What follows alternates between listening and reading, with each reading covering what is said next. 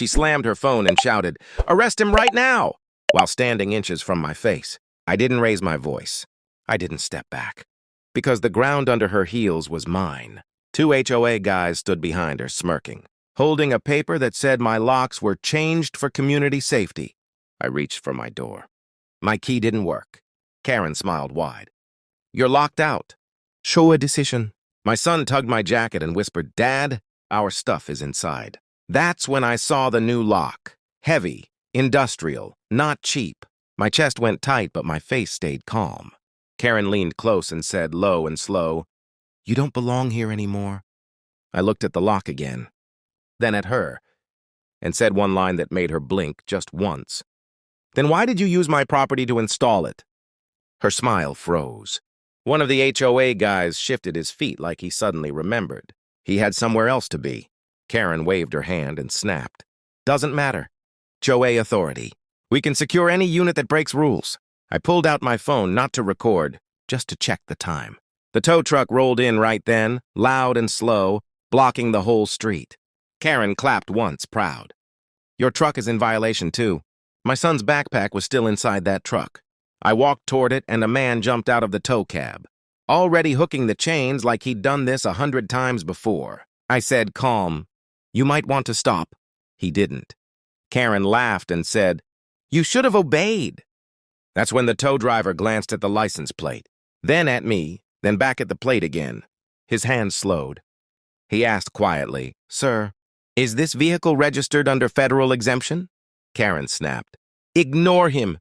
I looked at her and said, "You really shouldn't have touched that truck." The tow driver stepped back like the chains suddenly burned his hands. He pulled out his phone and walked away, whispering into it. Karen's face turned red. "He's bluffing," she said, loud enough for the street. "Finish the tow." I walked to the side of the truck and opened a small metal box near the bed. Inside was a worn badge and folded papers. I didn't flash them. I just showed the driver for 1 second. His eyes went wide. He nodded fast and started unhooking everything. Karen screamed, "You can't do that!" "HOA order." I turned to her, still calm. "You don't outrank federal property." That's when 2 real police cars rolled in, lights quiet but steady. Not for me. One officer looked at the lock on my door, then at Karen. He asked her a simple question. "Who authorized this?" Karen opened her mouth, and nothing came out. Karen tried to laugh it off. "Officer, he's trespassing. He broke HOA rules." I had to act. The officer didn't look at me. He kept staring at the lock she had changed. "Ma'am," he said slowly, "this isn't an HOA lock. This is a private property door." She crossed her arms. "The HOA owns this block." I reached into my pocket and handed over a folded paper I had kept there for years. The officer opened it, then his face changed. Karen leaned forward, trying to see. "That's fake," she said fast. "He printed that." The officer read the stamp again and asked me, "You're the one listed here?" I nodded. Karen's voice went sharp. "That land was absorbed into the HOA in 2014. Everyone knows that." I didn't say a word. I just pointed across the street. A small camera blinked red on the pole. Karen followed my finger and froze. The officer asked her, "Do you want to explain why our county records show this home was never part of your HOA, and why there's video of you changing his locks?" She took a step back and whispered, "That camera wasn't there yesterday." I finally spoke calm and low. "It was, you just never looked up." Karen started talking fast, words tripping over each other. "I was protecting the community," she said, waving her phone like it was proof. "He's a risk. He scares people." The officer didn't look at her anymore. He was watching the screen from the camera now.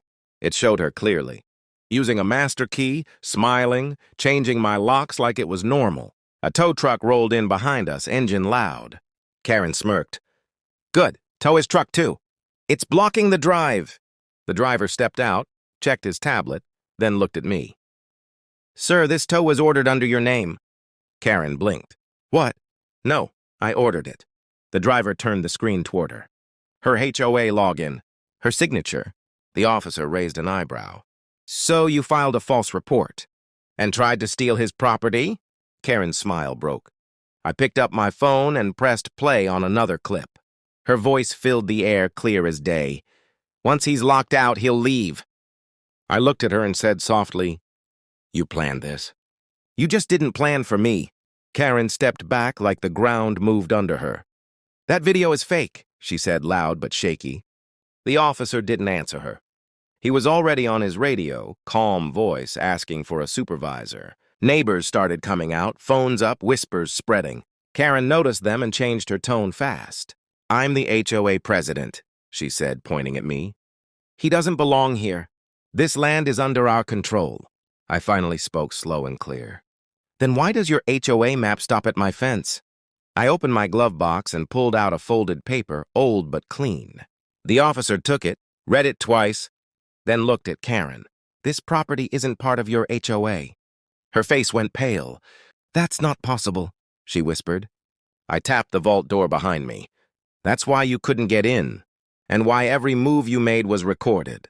The supervisor arrived, watched the footage once, then turned to her and said, "Ma'am, you're going to want a lawyer." Karen's knees almost gave out as the cuffs came out. And one thought hit her hard. This was only the beginning. Karen cried when they walked her to the car. Loud tears, shaking hands. She kept saying, "This is a mistake."